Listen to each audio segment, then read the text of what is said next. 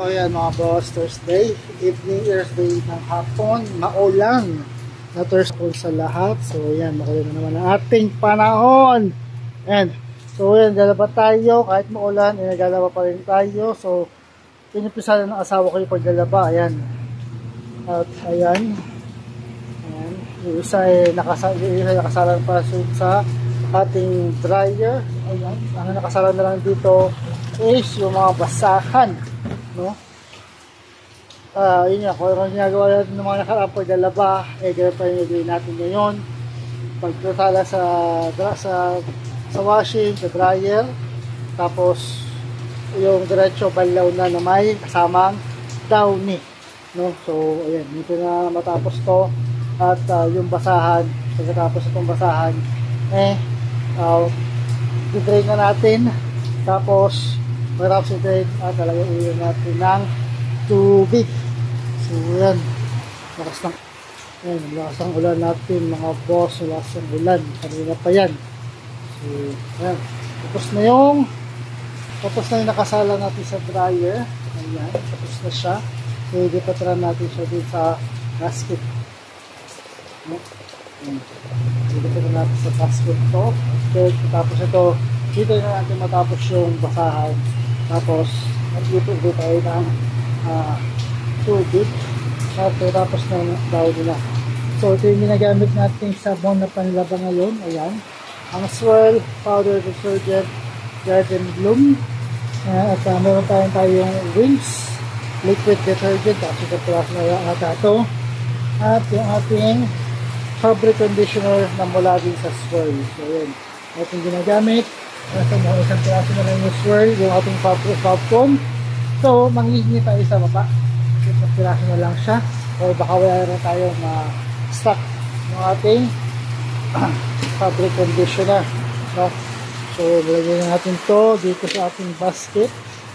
Ayan,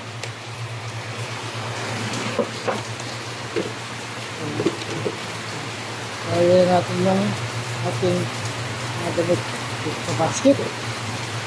At ito natin matapos yung mga basahan bago natin ulit sila, bago natin ulit maglagay ng tubig para magbanlaw na at diretso downy.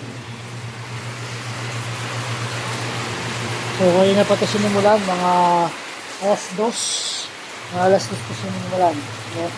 Alas 2 ng kaya alas 2 na nagsundo pa kasi tayo kay Kulit sa school. At nag-practice sila sa sayaw.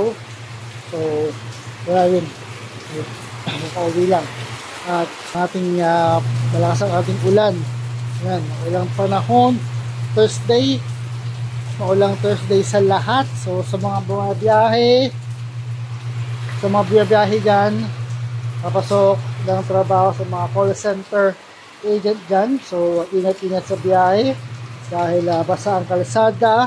So ingat-ingat sa pagbiyahe dahil basa ang kalsada, no? So ingat-ingat ang lahat sa pagbiyahe, basa ang kalsada, madulas ang kalsada. So nag-ingat kayo sa mga biyahe, sa mga pagbiyahe. So tapusin lang natin tong basahan sa nabasahan at tayo mag-aalaw na.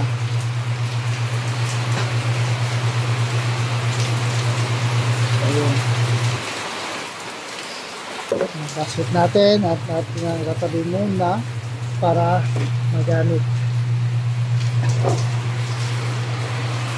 So yung mga headnet na ginagamit natin na basket.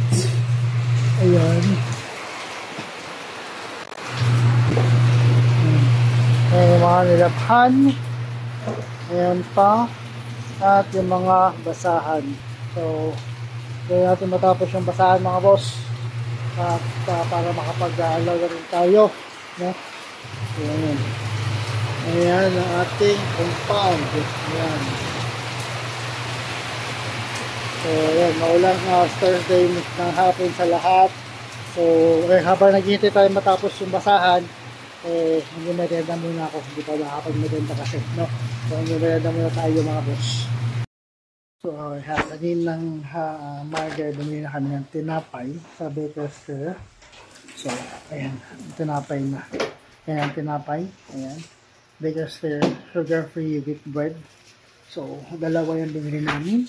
Yung isa, ayan, dalawa yan, dalawa sugar-free. At yung Japanese bread. Ayan, Japanese bread. Ayan. So, sa Baker's Fare, baka naman po mga boss sa Baker's Fare. Ayan. Baker's Fare. Tinapay sa Baker's Fare. Yeah, yung sugar-free wheat bread. So, ayan tayo sa ayan, sukulit. Ayan. So, uwi lang. Susulat. So, hintayin natin matapos yun. Kakain na tayo ng merienda. Tapos ito, balik tayo sa taas para tapusin yung paglalaba.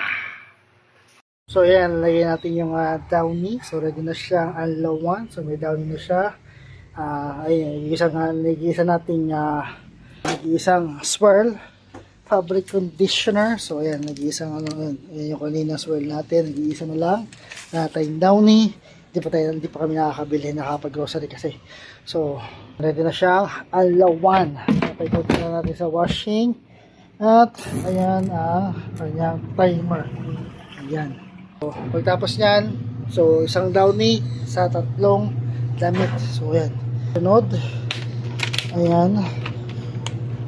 Ayan ang kasunod natin lalaban. Yan. Tsaka, ito. Ayan. Yan yung natin babalawan dito sa ating washing. So, isang downy, 3 gamitan. Kasi wala na nga tayong stock ng downy. No? Tapos nyan, diretso dryer na ulit. So, pagkatapos ito, dryer na ulit natin siya. No? So, ayan pa yung panahon, makulimlim pa rin ang ating panahon. So, malamang sa malamang nito, bukas di ako makapag-jaya kasi may punta kami dalawang mag-asawa dun sa may bandang kapuntang Santa Lucia kasi meron dong nakasale ng mga damit at pantalon. So, try natin kung makapag-jaya din bukas na maga kami alis kasi alas 8 yun. Nung nakarapunta namin doon, hindi kami nakarating naman kami, pero hindi kami tumuloy dahil sobrang haba ng pila, dahil nga nakasale, sobrang bagsak presyo, no? So, ano siya, sobrang bagsak presyo, parang 100 ata per item, 50 pesos per item, parang ganon. So, sobrang bagsak presyo niya, no? Sobrang sale, kaya maraming bumibili doon sa lugar.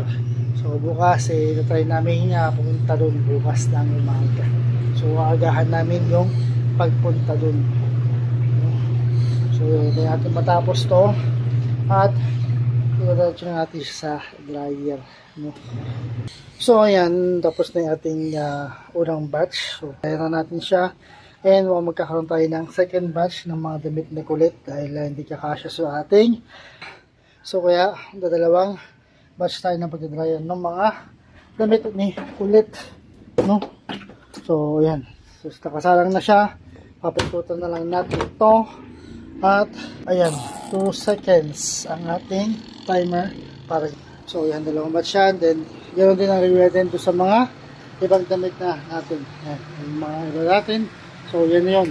Tapos ito magsasampay na tayo, no? Sasampay natin yung mga damit, no? Tapos na tayo maglaba. So yan na yung mga laban natin. Ayan, nasampay na. At ayun, loob na din sa bubong. So ako lang nagtapos, pinagpatuloy ko lang yung pagsasampay ng asawa ko kasi nga oras na lang ng hapunan, 5:21 na ng hapon, no? So kaya ako lang nagtapos ng labahin tsaka sinampay ko na lahat. Yan yung mga nilaban natin. Ayun, at ayun. So yan, masungit ang ating panahon ngayon. So sa mga papasok at pauwi galing sa opisina, sa trabaho, mag-ingat-ingat kayo sa biyahe, sa kalsada dahil maulan, basa ang kalsada. So yun mga boss, mayroon na naman tayong namumulaklak na naman ng ating mangga. Ayan. Ayun, namumulaklak na yung mangga sa tapat natin. So ayun, ang dami pa doon sa malayo, kaso lalayo na nun. So namumulaklak na naman siya. So sana magtuloy-tuloy ang pamumulaklak ng mangga para sa mga susunod na buwan meron ta ma-harvest ulit na mangga.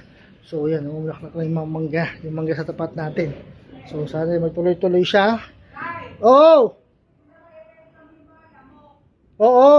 para sa susunod na mga buwan, susunod na buwan, meron tayong ma-harvest na mangga. Ayan, malimlim pa rin ang ating maulan pa rin ang ating panahon. So ayan, bukas punta naman kami doon sa Kaintanga at titingnan namin kung makakapamili kami ng mga damit, murang damit, sobrang bagsak presyo yung mga damit doon. So kailangan nyo kung saan yun. So bukas na magang-maga kami aalis bukas para abutan namin, no? So ayan, tapos tayo maglaba. Bukas hindi tayo makapag-jogging bukas yung ulan. So doon na tayo pupunta bukas. Doon na lang kami pupunta bukas ng umaga sa Kainta.